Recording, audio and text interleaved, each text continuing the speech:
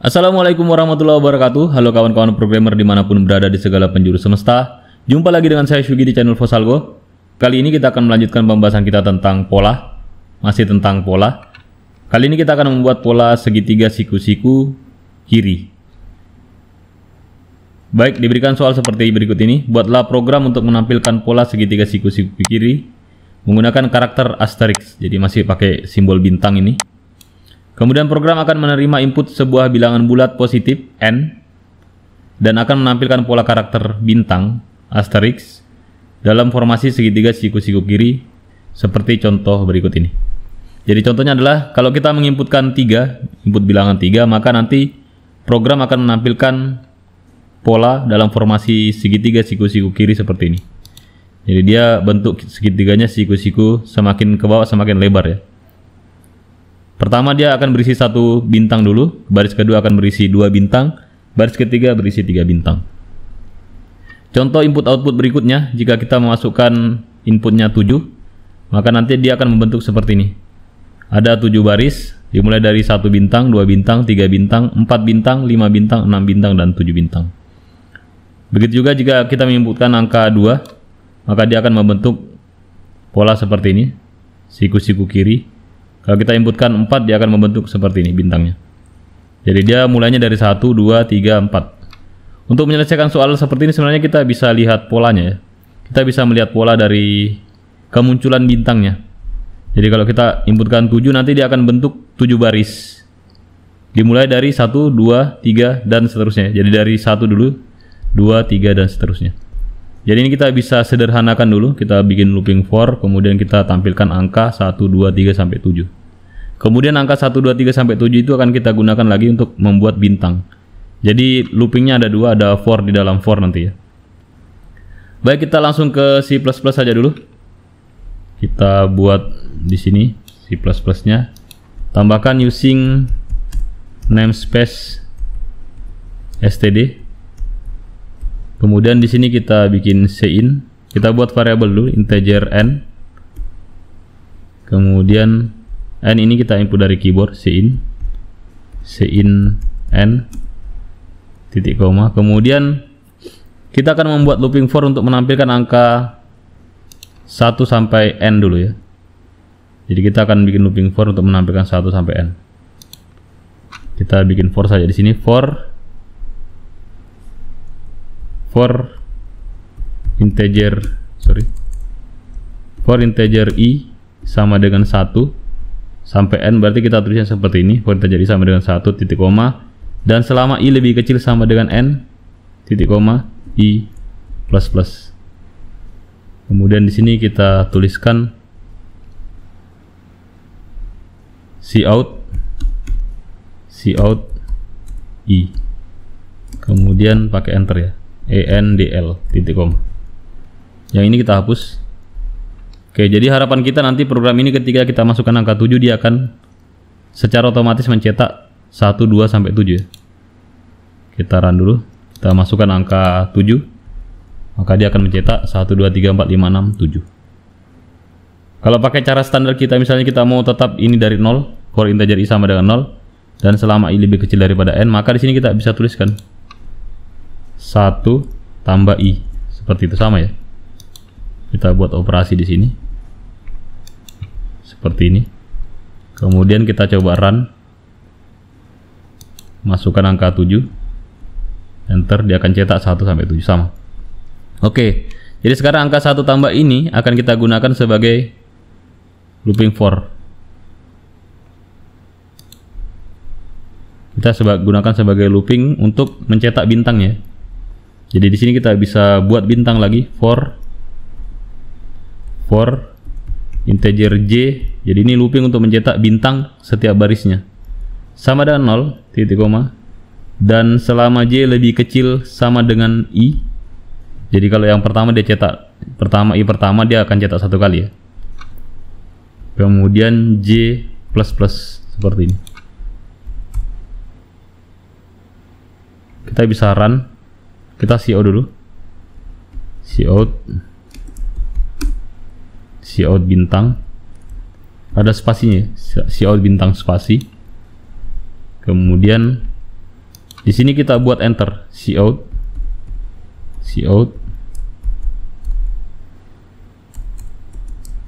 endl, end of line. Kita run, kita masukkan angka 7, enter, dia akan mencetak langsung seperti ini.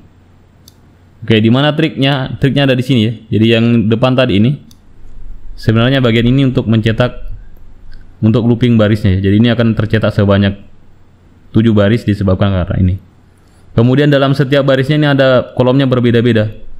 Jadi kolomnya adalah sebanyak dari J sama dengan 0 sampai J lebih kecil daripada I. Jadi kalau baris pertama dia akan cetak 0 kali saja. Atau kalau mau supaya lebih gampang terlihat, saya tuliskan angka 1 di sini. Kemudian di sini lebih kecil sama dengan N. Kemudian di sini J-nya dari 1 juga.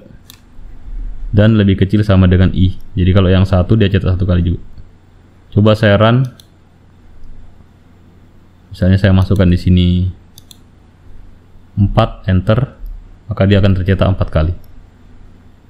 Oke, saya ulangi lagi. Jadi tadi yang pertama di sini saya akan cetak pada saat saya buat polanya, saya cari model polanya. Di sini saya cetak I saja ya. Kemudian end of line. Begini. Jadi nanti dia akan cetak 1 sampai 7 kalau seperti ini. Misalnya 7, kalau inputnya 7 ya. Kalau 8 ya sampai 1 sampai 8, enter. 1 sampai 8.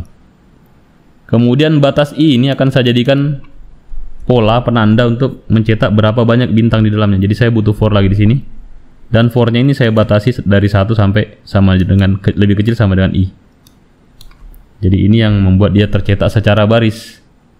Jadi setiap kolomnya tiap barisnya ada beberapa bintang yang berbeda-beda jumlahnya. Jadi dia bermain di sini batasannya. Coba saya run lagi. Kemudian saya masukkan angka 10. Dia tercetak seperti ini. Oke, saya harap teman-teman bisa memahami ini. Ini logika awalnya. Jadi ini tetap normal dari I sama dengan 1 sampai dan selama I lebih kecil sama dengan N. Tapi yang di dalam ini tidak normal ya. Dia berkembang. Kalau pada saat I-nya 1, dia akan cetak 1 kali. Pada saat I-nya 2, dia akan cetak 2 kali. Pada saat I-nya 3, dia akan cetak 3 kali. Jadi batas kanannya ini bukan N, lebih kecil sama dengan I.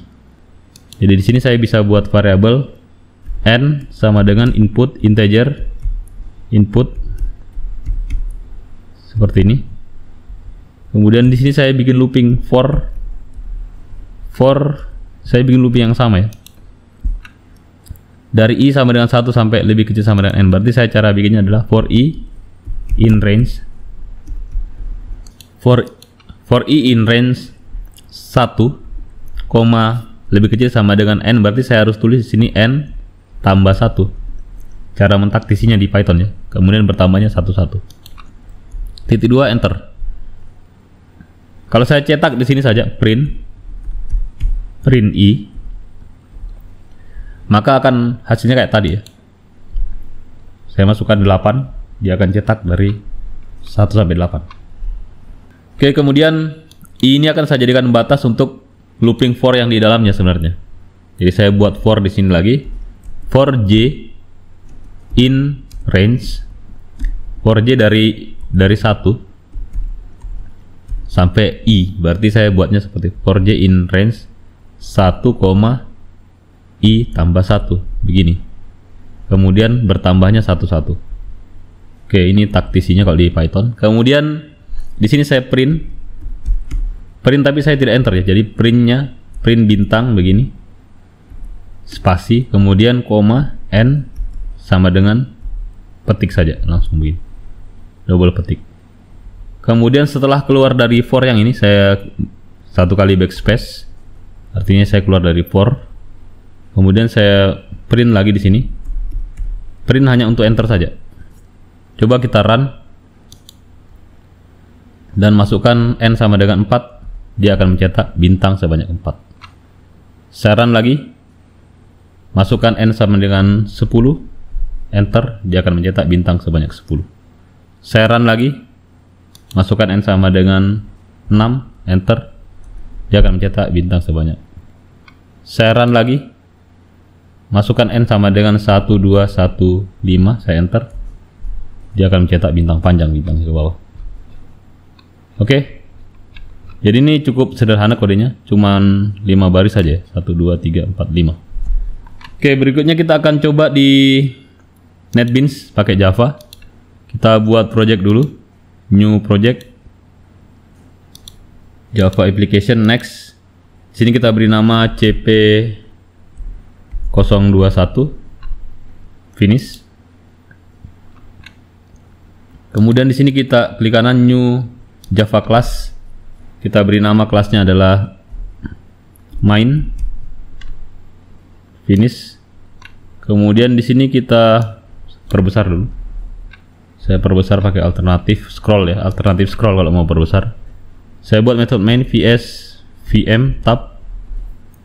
Kemudian di sini saya bikin scanner sc. Saya import dulu scannernya di sini. Add import Java util scanner sama dengan new scanner. Kemudian buka kurung system .in. Kemudian di sini saya buat variabel integer n sama dengan sc.nextIn yang ini. Kemudian di sini saya bikin for lagi, for dengan cara yang sama ya, for integer i sama dengan 0 dan selama i, for integer i sama dengan 1 dan selama i lebih kecil sama dengan n. Kemudian di sini saya buat juga for integer j sama dengan 1 dan selama j lebih kecil sama dengan i. Jadi ini kurang lebih mirip dengan yang ada di C++ ya. Shout di sini tidak boleh pakai enter dulu, shout saja. Kemudian saya tuliskan bintang spasi. Setelah keluar dari for yang ini, baru saya enter, shout enter. Tidak ada isinya nih ya. Saya format dulu. Saya format dulu. Saya perkecil lagi supaya terlihat semuanya secara keseluruhan.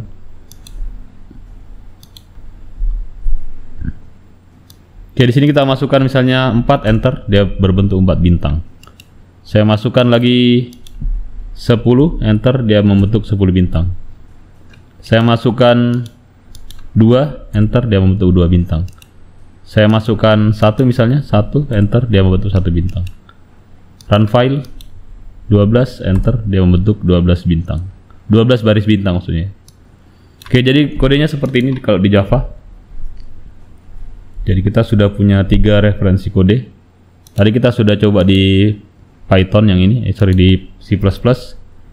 Kemudian ini yang di Python. Terus ini yang di Java. Terakhir kita akan buat dia pakai logarithm. Oke, kita buat dulu variabelnya, declare. Kita buat variabelnya ada variabel i. Kemudian kita juga punya variabel j tadi. Kemudian kita butuh variabel n. Oke, integer semuanya. Kemudian di sini kita input n dulu. Kita input n-nya.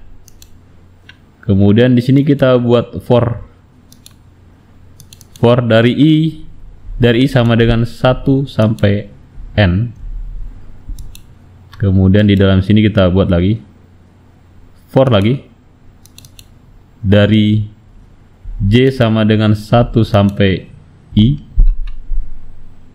Kemudian di sini kita cetak output, cetak bintang, tanda petik, bintang spasi, tanda petik, hilangkan new line-nya ini.